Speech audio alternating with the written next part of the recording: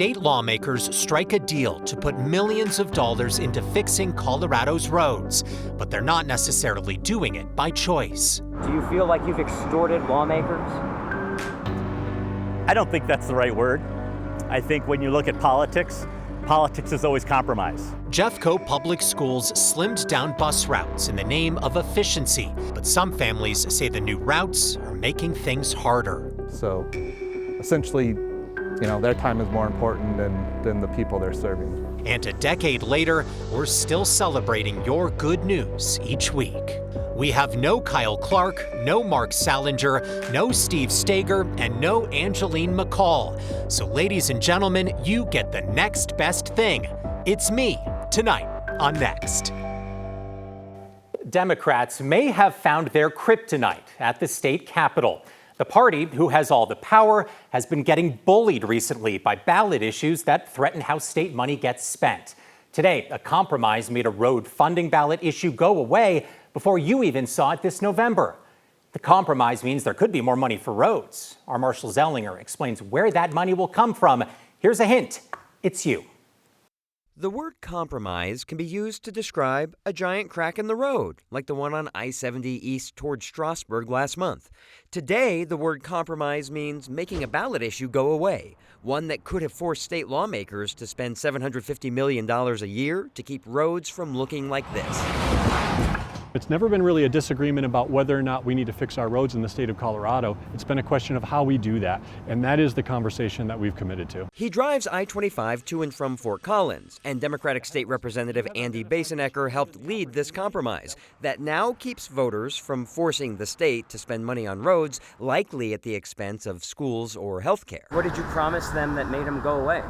I think it wasn't a promise to make somebody go away. It was, quite frankly, a promise to include folks in the conversation. Our members were getting frustrated over the last 8 years that roads were becoming less and less of a priority. Tony Milo is head of the Colorado Contractors Association, which collected signatures to put the road funding measure on November's ballot. We spent about $2 million. $2 million right through the cracks, with two promises. The first, a promise that state lawmakers next year will fund about $120 million for road repair. But from where? If you look at the electric vehicles that aren't paying their fair share, there are things that can be done there. You can probably look around here and see all kinds of expired plates that we're not enforcing. So let's take that low-hanging fruit and see what we can do with some of that. The second promise, lawmakers would send a ballot measure to voters in 2027 to ask voters to raise taxes. There's no money. That's the thing. We're going to have to ask the voters to fund it. Outgoing Democratic State Representative Brianna Tachone is none too pleased with this type of compromise. They put these cockamamie things on there that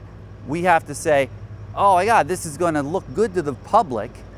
And they might vote for it, and it's going to cause complete chaos in this building, and that's extortion. Do you feel like you've extorted lawmakers?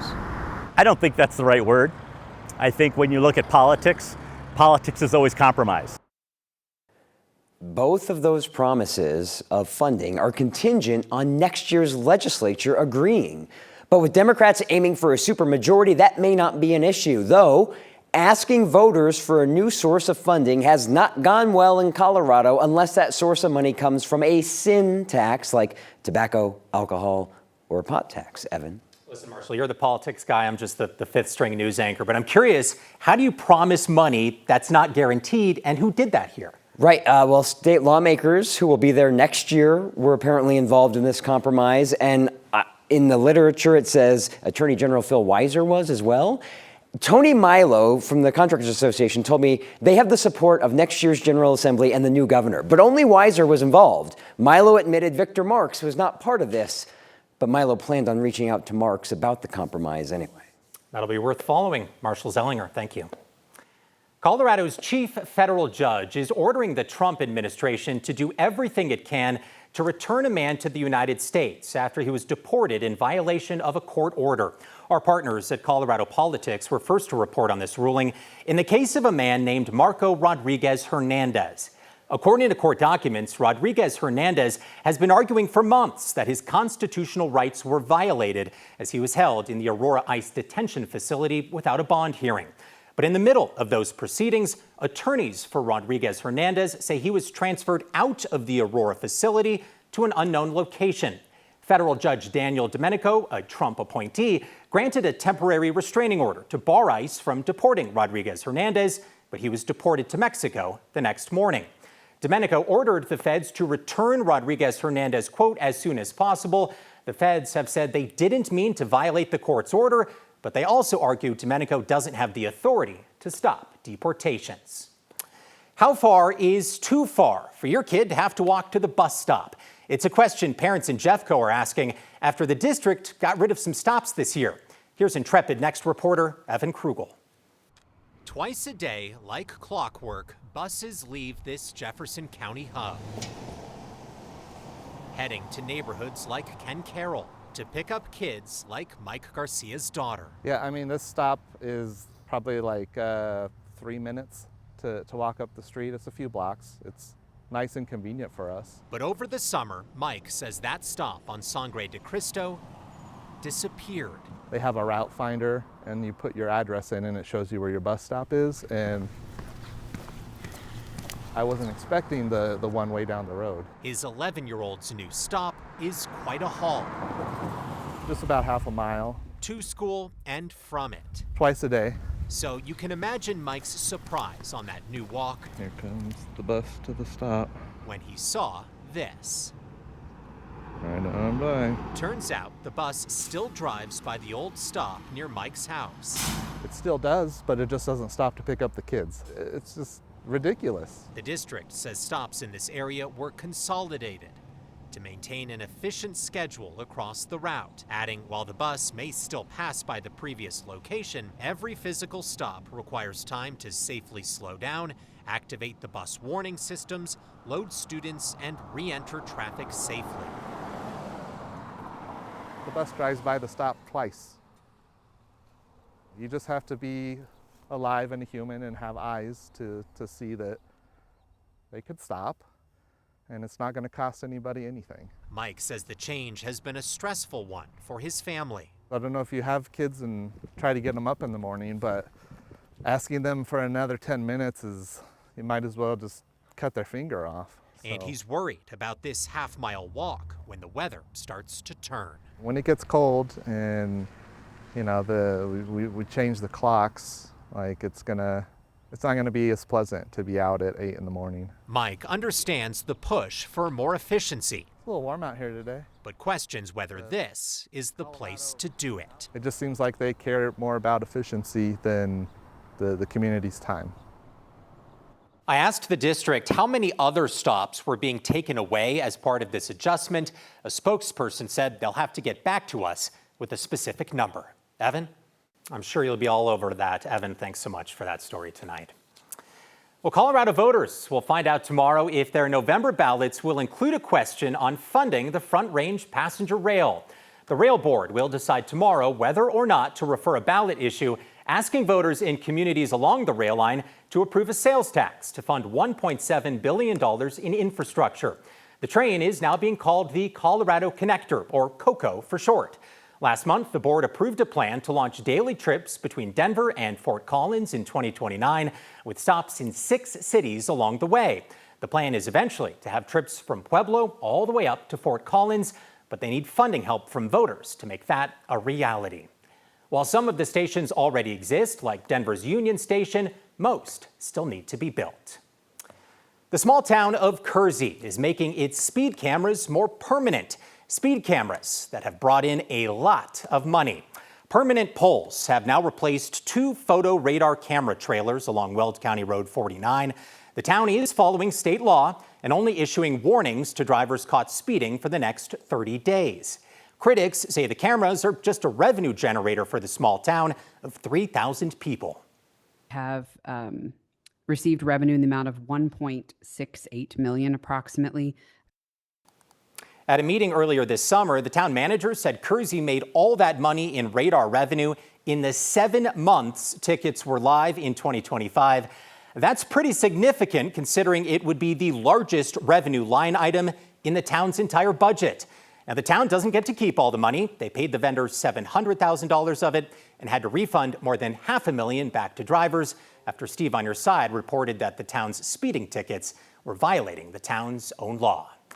The town has pushed back, saying the cameras aren't meant for revenue. Kersey's police chief says the cameras have been successful at slowing people down, and they're issuing fewer tickets now than when they launched. Well, we have lots of cameras, and we like raising money also. We want to say a quick thanks for all you've done this week to make sure families can access health care for their children, no matter their financial circumstance. Here's Kyle with an update on this week's Word of Thanks. Thanks for being with Next while I'm away.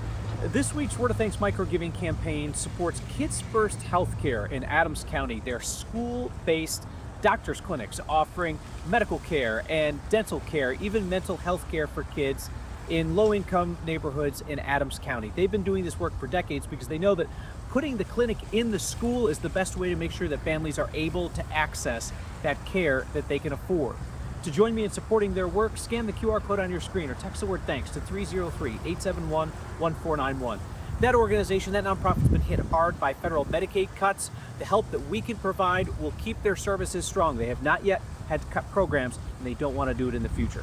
I'll see you again soon.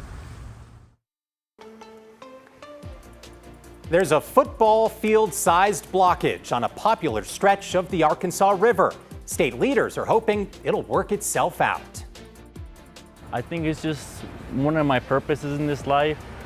I have to just help as many people as I can. And we're ending the week on a high note with a dose of positivity from our neighbors. That's next.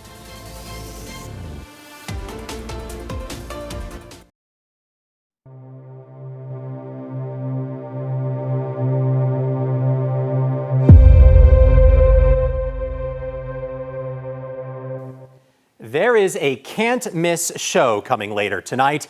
Of course, I'm talking about 9 News at 10. But if you're not watching that, or if you time your commercial breaks right, you could catch the near-total lunar eclipse that will be visible across most of Colorado. Now, the moon will turn a reddish copper color as the Earth passes between the sun and moon, casting a shadow on the lunar surface. It's commonly known as the blood moon eclipse. Weather guy Corey Reppenhagen joins us now. Corey, it sounds like the eclipse could be visible with the naked eye, but only if those pesky clouds stay out of the way. Yep, too bad. We're all out of luck. No, there's a lot of rain showers across the state of Colorado. So obviously we're going to be in a transition phase between these showers dying down and the skies clearing out.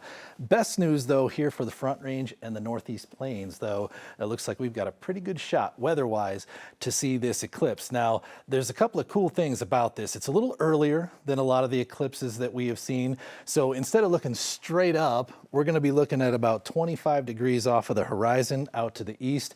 So this will start kind of right after the moon rise, so about 7:45 or 8 o'clock.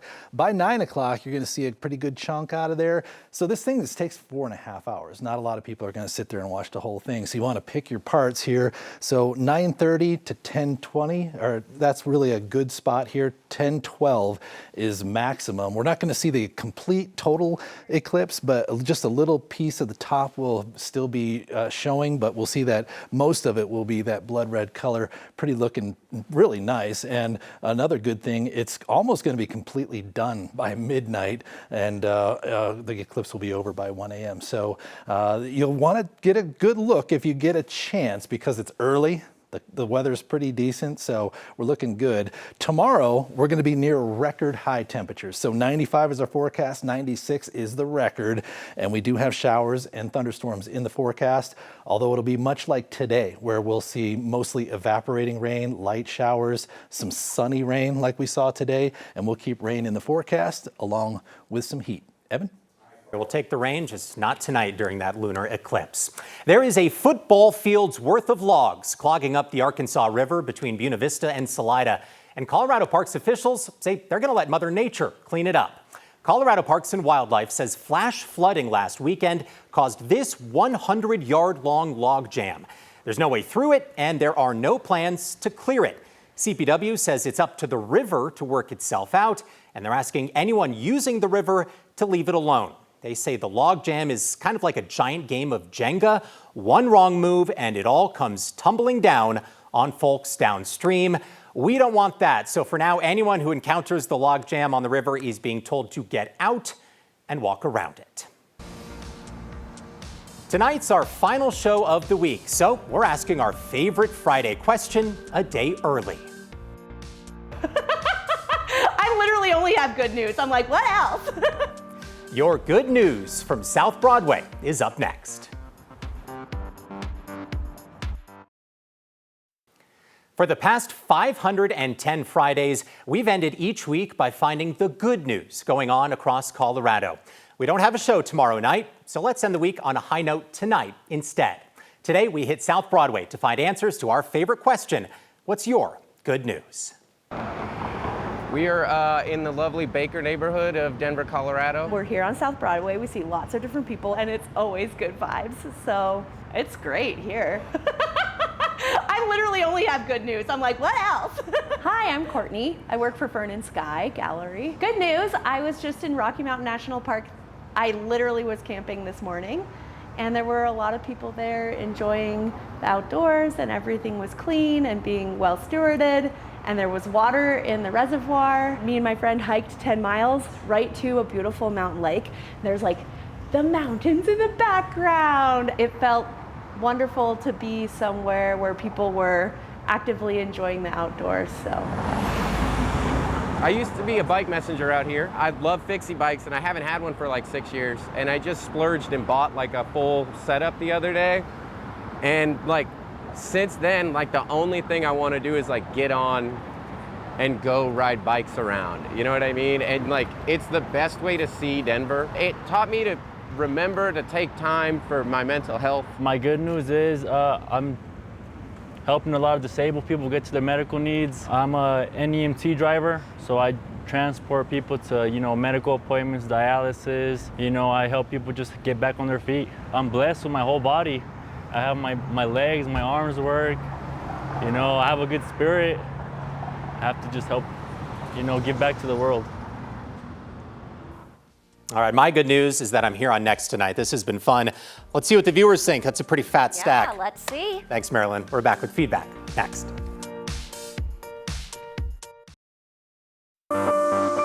Tonight's next question comes from Chad, who wants to talk about all of those robot cars on the streets of Denver. He says, I've noticed that the Waymos all have out-of-state license plates. If they've been here since September of last year, aren't they outside the 90-day threshold to have registered with the state and have Colorado plates? If they are driving our roads, they should have to pay like the rest of us.